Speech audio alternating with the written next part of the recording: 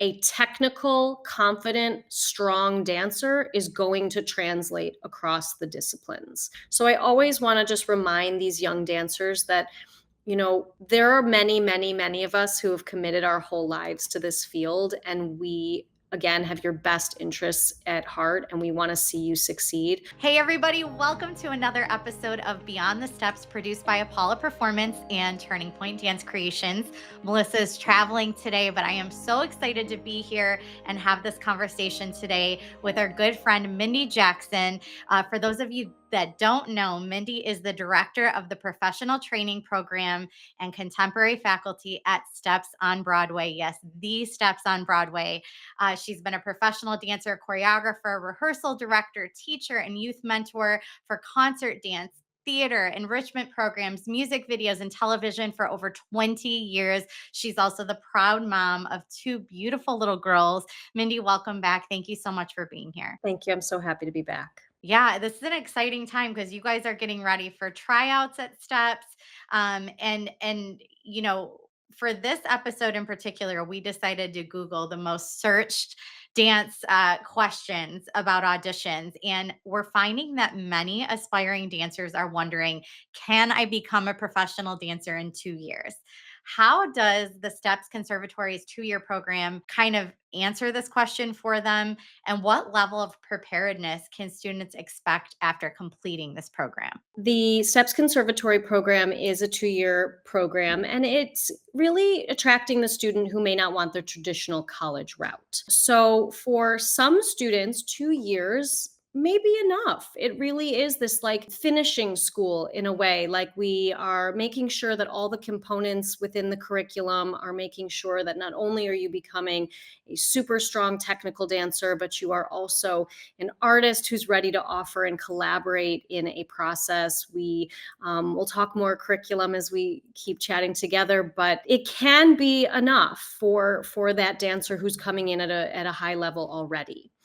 For the dancer who may not be already there, it is an excellent opportunity to strengthen the artistry and the technique and the stamina and the adultness of after high school, but it still might not be that's it, right? So I want to remind everybody that maintaining a student mindset is always important. So even our graduates who did come in at that super high level, they're still taking classes at Steps on Broadway, right? So they're auditioning or they're in between jobs or whatever it is.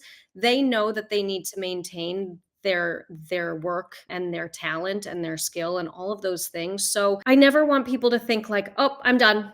I did my classes, I got my piece of paper, I got my certificate, and now I should be ready, for everything." So we really want to prepare the dancer to feel that way, and we believe that the curriculum is getting the dancer ready for a professional career and all that comes with it, and that's preparing them to be an amazing human being and a kind and respectful adult and a professional in this field.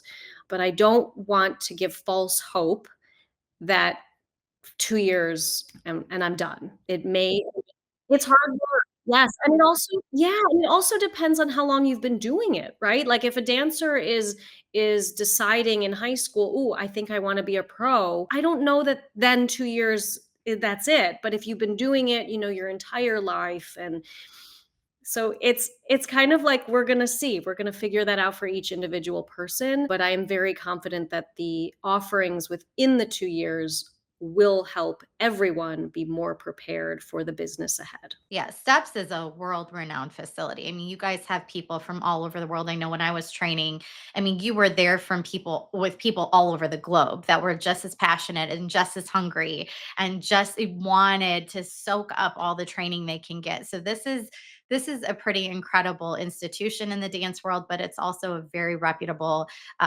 pre-professional training program that you guys are running. So we're excited to dive into that today. Overall, high level, when you're talking about professional dancers, how many hours a day does a professional dancer practice? So our schedule is intense. We are training from mid-August through May. Our shows this year, June 1st and 2nd, to wrap up the academic year. So we take a break, for Thanksgiving and the holidays, and the spring break actually is next week for us. Other than that, we're Monday through Friday, essentially 9 a.m. to about 5 p.m. This is our dance classes, these are our rehearsals, this is our vocal classes. This will then also include, well, I'll say it this way. That does not include the extra classes that students can take from the open drop-in classes that take place every day, all day at Steps on Broadway. So dancers who may not be, let's say they weren't cast in a piece that's taking place during April, and that piece is a street jazz piece. All those rehearsal times are now replaced with an open class credit. So you can go and take more street jazz and more hip hop and more things that are going to help you have a better chance next time we have an audition for this style, because maybe it's not your strong suit yet. That doesn't mean it can't become a really amazing skill that you have. So the dancers can then take classes after our day of classes. We also have our student choreography rehearsals that usually take place around 8 to 10 at night. So our days are long, our days are full. We do include vocal and acting classes in this program. So yes, it's strengthening a different set of muscles, but you're not necessarily like dancing fully the entire day. I'll talk a little bit about the schedule, and I think this also helps indicate that it's building you up for a professional career because A, just the work ethic, B, the stamina that is required, and C, the why. Why are you doing this? Why are you waking up every day and knowing that this is what you want to do? And I'll say with that, that there are some days where you don't feel that way, and that's okay too. Like knowing that I love dance with all my heart and soul, and I want to pursue this, and today I need to stay in bed. Like these things are things we talk about with our students from day one, and advocating for themselves and working with our resident life coach and finding these skills. As young adults, you're now on your own after high school. Your families aren't with you necessarily. And we want to make sure that we're helping this young adult find their way. Mondays, Wednesdays, Thursdays start the day with ballet. We then move on to a precision class on Mondays or a jazz class. We'll then have a long chunk of rehearsal time. Tuesdays start with cross training and strength training in the morning and go on to a hip hop class or an Afro dance class.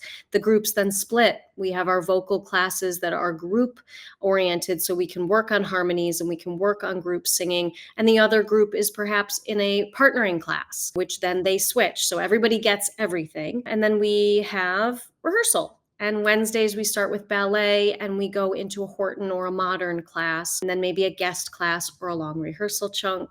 A Thursday would start with cross training. It would go into ballet. It would then have our rotations of vocal and acting, a contemporary, a Jack Cole jazz, a nice rotation of things that everybody gets to take, and then wraps up on a Thursday with maybe a group meeting or a peer taught class or a rehearsal for a performance that's coming up. Friday, we start our day with theater jazz. We have a nice long rehearsal chunk, and we end with restorative yoga. So that is the current schedule this spring 2025 semester. Things align with that, but teachers change, choreographers change every semester, but the structure of getting that versatile schedule and intense training will never go away. Well, and I want to highlight because you're saying a couple things that are jumping out at me. They're still taking ballet, right? And vocal, and I want you to explain a little bit about why that is, because this is not, you may be like, oh, I want to be a professional dancer, but you guys are located in New York City, which is the mecca of musical theater and Broadway, and very different than, say, if you were to go on the West Coast and that more of a commercial path where you're trying, you're auditioning for tours and music videos and more jobs, more commercial in nature. So I think it's really important to highlight that this program, you're very specific in the type of career pathway you're training for, not to say it won't prepare you for other things, but you're giving them the tools to equip them for that sort of like East Coast pathway. Would you agree with that? I would agree, but I will also share that a lot of our dancers want a commercial and concert dance track. So, in my opinion, a technical, confident, strong dancer is going to translate across the disciplines. So I feel that because we do have heels classes and we have, a hip hop class where they're working on, okay, you're behind the vocal artist and she's going to be here pretending. So the ballet, like, is it technique is important. Technique is important. Technique is important. We just had our audition with Royal Caribbean Cruise Lines, and the feedback, from the casting director to one of our dancers was like, work on your turnout. Like, we still want to see like very strong technique. We have vocal class and vocal training. Not only you may never sing on stage, you may never want to, but I think especially for young women, I want you to have a confident voice when you speak. I want you to, have this confidence that my voice matters and I can use it. So we have a lot of students who have never sung before and they are singing solos by the end of their first semester. We have students who are a little bit resistant, but what I share about that is you knew this was part of the program. You have to send a vocal video to be in this program. So it's not optional. It's really to get you out of your comfort zone. It's really to try new things. It's really to influence yourself as an artist. You can be in a contemporary piece and they may want you to speak on stage. They may have a vocal component. Again, that comfort in the discomfort of something that might be foreign to you is really important that we explore that. I know for myself, I was not a musical theater person growing up. I didn't like it. I didn't want to do it.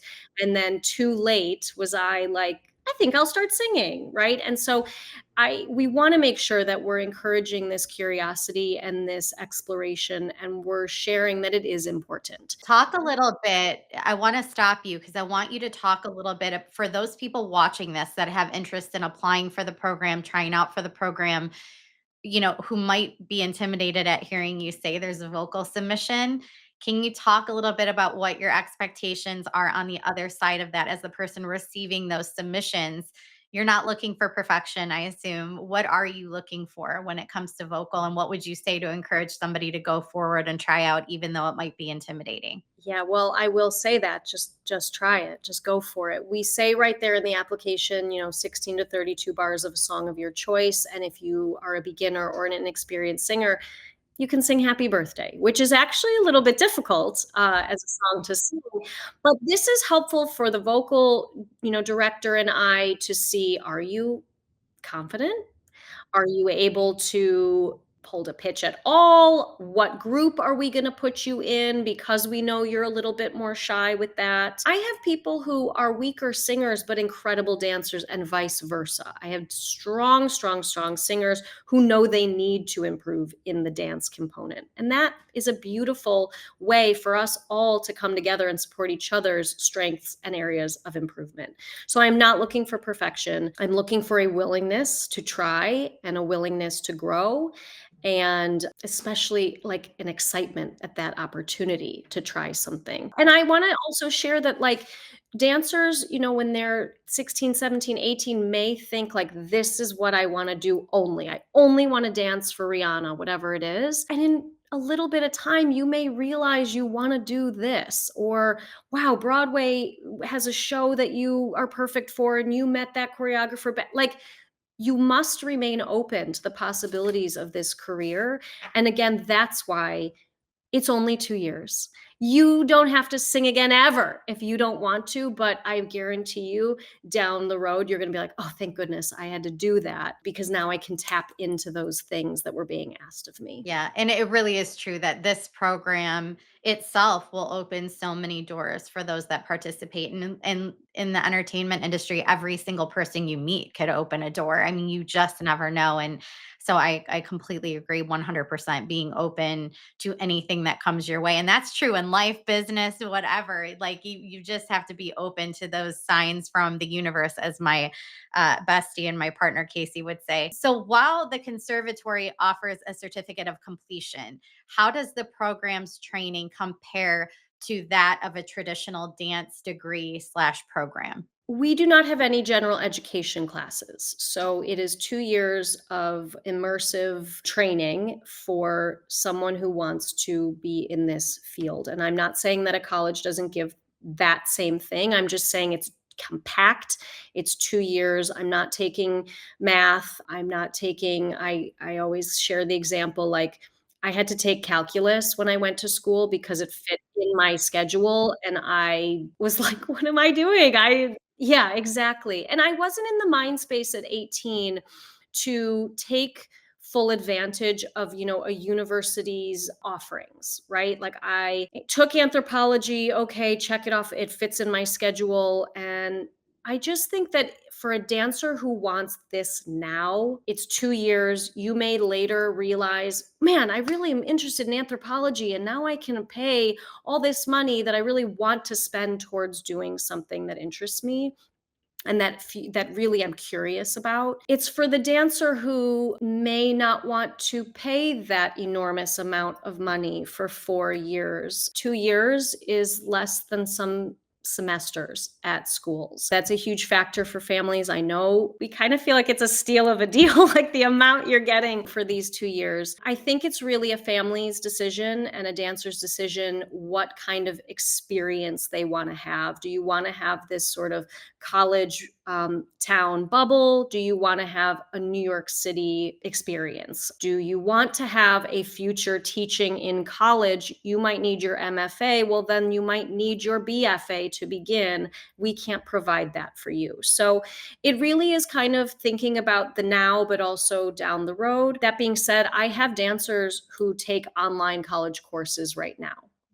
They make it work with our full-time schedule. This is important to them that they want to make sure they have a degree in an area other than dance, and they are doing that. They're busting their butts full, in our program and then doing their online classes. I have an amazing former student who graduated last year who was at Columbia University, and she knows it's going to take her a little bit longer, and that's okay. So the letters on a piece of paper may or may not influence you in an audition room. I'm going to say it that way, that if you are the better performer and dancer and you have what it takes for that particular job, and the job, like, that's who's going to get it. And so I think that that's, again, something to really consider: cost, time, experience, and environment. Well, and I think the importance of this program, just from my own personal perspective, as somebody that went to college and graduated with a degree and then moved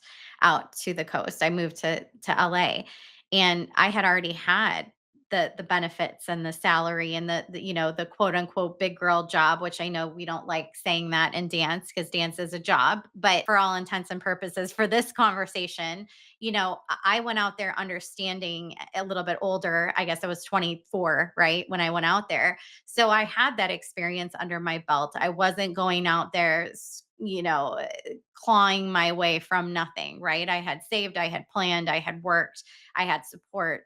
But for so many, that's not the case. You watch people come out when they're 18 years old and flounder with the best of intentions, but they don't know how to go to class and keep up with the networking and hold down a job, and save money. They get caught up in the networking and the socializing and forget about the other piece, or they're working all the time that they don't have time or money to go to class. And so this is something that really is providing that transition into the life that we're talking about with some sort of cushion and a support system, a little bit of hand holding, if you will, before you release them into the wild. And I think it's so incredibly valuable for people to have tools like this, because there's so many young kids that move out to a coast and in 6 months they're back home because they didn't know what to do. The structure is important. I think, whether it's a college, whether it's a training program, having that transition, as you said, out of high school into the real world, having some semblance of structure, and then that little, that now a little bit of freedom and adulthood. The structure is important. The networking that, for instance, from our perspective, you're working with the professionals that are then hiring right away. They're in New York City. They are, "Hey, I'm doing a show. I know how you worked on this project with me. Come on over." Or at least when you go to that large audition, they recognize you. They see the name on the resume, whatever it may be. I think it's really important that you prioritize that transition and the education component in one way or or another. You will figure it out on your own, but like you said, let us help you. A dancer in their fourth semester in this program is getting a business of dance class. They're hearing how to properly communicate with an agent, how to make sure their resume and their reels and their websites are ready, their presence and social media. We do regular mock auditions, and I say mock, but a lot of people have actually booked jobs from these, agents from these, and they're sharing with the dancers the tools that they need to know when they're out in the world. So I do think, an education in some capacity when you're post high school is still valuable. Yeah. And just to note too, the fact that they are working with all of these choreographers who are actively creating jobs out in the industry in New York and beyond. It would take a long time individually to make those types of connections and to be able to be seen right to that same level by those people, if at all, and have those opportunities that come with it. So I can't stress the value of that as well as a young aspiring professional dancer. I want to switch gears a little bit and talk about, dancers often have these prestigious dreams of institutions like Juilliard, for example. Can you offer insights into what top programs and companies look for in dancers and how the Steps Conservatory training program prepares students to be competitive in these highly selective environments? Well, I want to clarify that the conservatory would be instead of Juilliard, because it's an after high school situation. But we believe that the professionalism and the sense of collaboration and community and the individuality that we are fostering in our dancers are very necessary and attractive tools and aspects of someone as a person that is going to make them competitive in this field, is going to make them someone people want to be around and want to work with. So those are values that have always remained a part of this program and are guiding, every step that I make and the students that I accept and the community conversations that I have with the students. Respect and kindness go a long way and they go farther than being a good dancer. So, an openness, like we talked about, an openness to learning and exploring and a curiosity to this craft. If you're spending this much time and energy on it, you want to really be interested and curious about the things that can come along within it and beyond what you think is possible. But I do feel very confident in saying that our program is preparing dancers to work and not just to get one job, but to have a sustainable career in the arts. You're training them to be professionals in every sense of the word, from how they conduct themselves and communicate, how they show up, how they audition, to how to act when they actually land the job, because that's a whole nother skill as well that you really don't have any information on until you're in the hot seat, right? So this program is seems to be very comprehensive, and I love what you guys are doing. I want to go back to the earlier conversation about ballet. So you have mentioned a couple times, you're training dancers for both the concert and the commercial dance world. For those interested in musical theater specifically and Broadway, how much ballet training is typically required for that? Well, they're still doing the 3 days a week. It'll be 3 days. No matter what you wanna do with this training afterwards, you're getting 3 days no matter who you are. Yeah. So we don't have you divided. You're not in the program like you have this track and you have this track. You are in this program. You are expected to take the curriculum that's given to you. There is an additional point class add-on for the dancers who want to continue with their point training. They don't have to, it's not mandatory, it is an optional add-on, but a lot of our dancers, it's important. And again, makes you that much more marketable that you have this skill. So a theater dancer, contemporary dancer, you are taking ballet. And if you are a dancer who this may be a weaker skill set for you, I will be communicating that and saying I would like to see you adding another ballet class to your schedule. That is again the benefit of us being at Steps on Broadway. We have 11 studios going on with classes all day long, 360 days a year.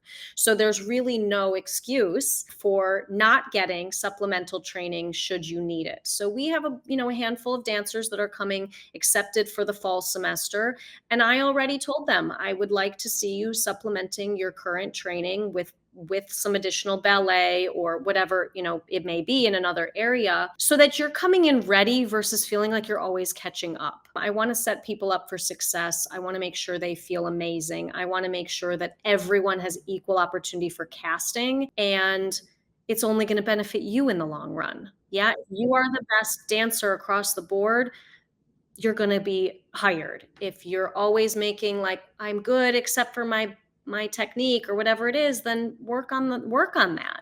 So ballet, it's important. And that's with ballet and the technical foundation of that, it is also so important to incorporate and honor, other dance styles that are foundational, that are historical, that make sure we're honoring the fact that dance, it's for everyone, but we have long lineage of where it's coming from and how to honor that and make that part of your toolkit to just make you a better artist. Does the conservatory have an age limit? We'll talk about that a little bit because it sounds like it's like a great, almost like intermediary step between high school and college and or professional, if that's what you choose to do. Talk about that a little bit. So we have a current age range of 17 to 24. The 17 is for that dancer who is maybe on the younger side and graduated high school. You do need to be finished with high school. This is a full-time program. You need to be in New York City to do it.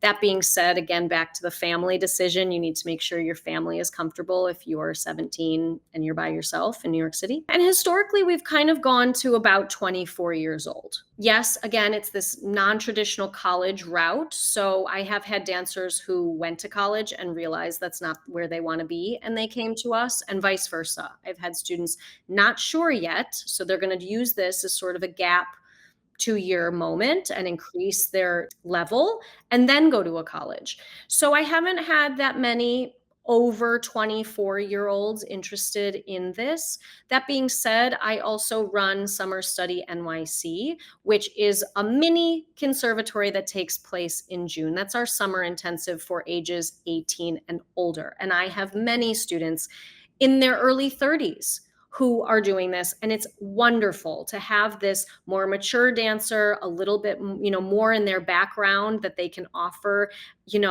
to the younger dancers, but also still bolster and gain all that networking and all that incredible training because they're just at a different stage in their life and in their careers. So bigger range for Summer Study NYC.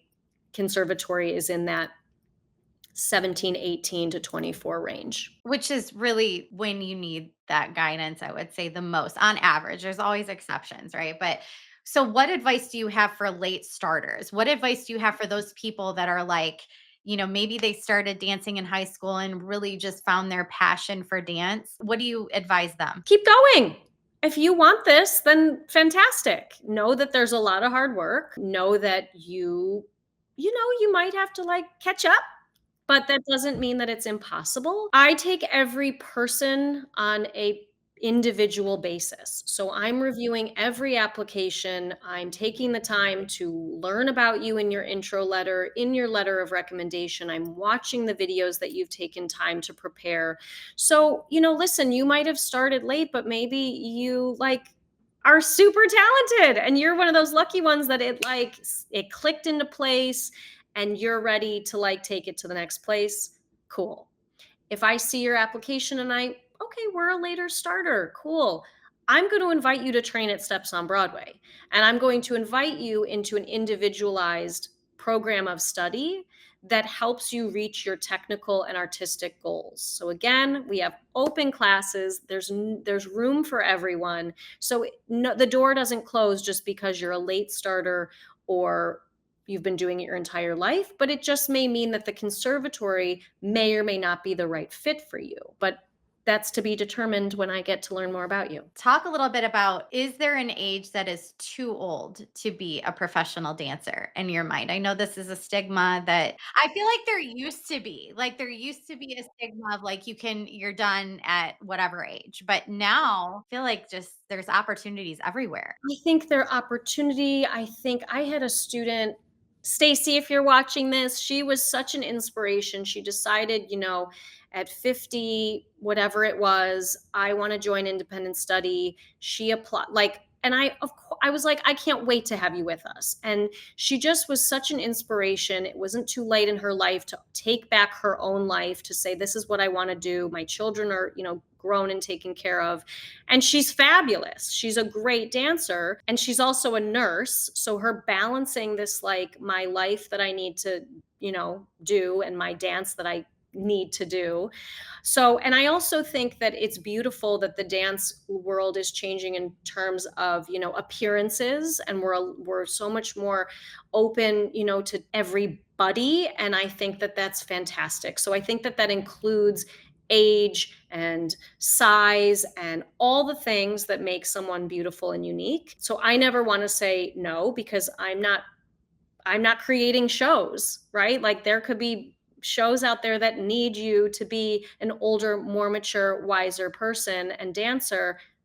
Great, let's do that. So I think if you take care of your instrument and you remain, passionate, you create the future you want to have, and we'll all be there to enjoy it. So again, I don't think the conservatory will be the fit for you, but Steps on Broadway will. Are you guys, all of the people that enter this program, are you working with them to customize a plan specifically for, their goals and to meet their needs? I mean, I hear you saying they're taking kind of this curriculum together and everybody has a set curriculum, but are they able to tailor their path a little bit more towards their individual goals? So that's where the electives come in with the conservatory students. So yes, you are taking this set schedule of classes, but you do have those electives that are part of your tuition that you can then, you want to take more of this style, go for it. You want to try that spotlight with a special guest, go for it. But I do believe very strongly that the curriculum is there for the reasons of helping you be ready for everything. Our teachers are brilliant. They have your best interests. We are all rooting for your success. So I always want to just remind these young dancers that, there are many, many, many of us who have committed our whole lives to this field, and we, again, have your best interests at heart, and we want to see you succeed. So there does need to be a trust there that the things that are being required and given to you are for your benefit, and they don't all have to be your favorite. And you may not like them, and you may not vibe with a teacher the same as someone else, but I can specifically speak to my team of faculty that they have incredible information to share, and the amount of growth that I witness in our students from one semester to the end of that same semester is wild. So there needs to be a trust, there needs to be a ability to try new things, and an openness to the lessons that are there. I do not customize every single person's schedule to their goals, but there are conversations. I ask the students, are there people you guys want to work with? Send me names so that I can get some, guest teachers or guest choreographers. So there is a dialogue there.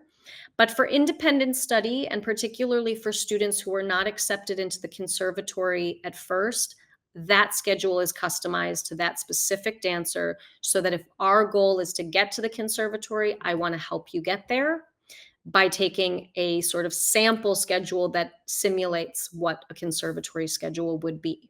And that's different from our normal kind of independent study, where you may have free range within reason to take specifically what you want, including ballet.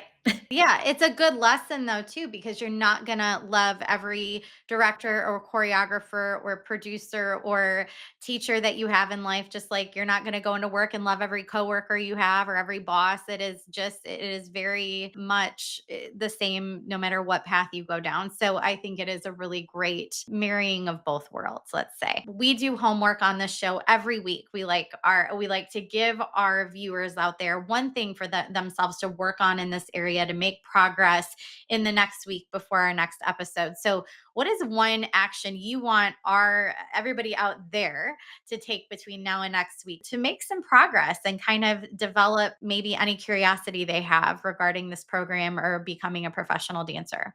Well, I would love for you to learn more at stepsnyc.com, and you can find the professional training programs tab and then read through the information on the conservatory. Our Instagram is Steps Conservatory NYC. That's another great way to be part of the journey of our students and to see a day in the life or just sample classes that we're taking and to get a feel for the energy that I think is so palpable even through your screen. I encourage you to take a class that scares you. Steps on Broadway, you can take our classes virtually. So if you are not in New York City, you can still take an amazing class with someone that you will learn a lot from. So no excuses, and you can take it virtually. And think that I would love for you to try something, like I said, that's a little scary or out of your comfort zone and enjoy it. That's fantastic that you guys offer that, by the way. I love that you do that. We have the same homework every week. It is to take our Steps Initiative course. It's completely free.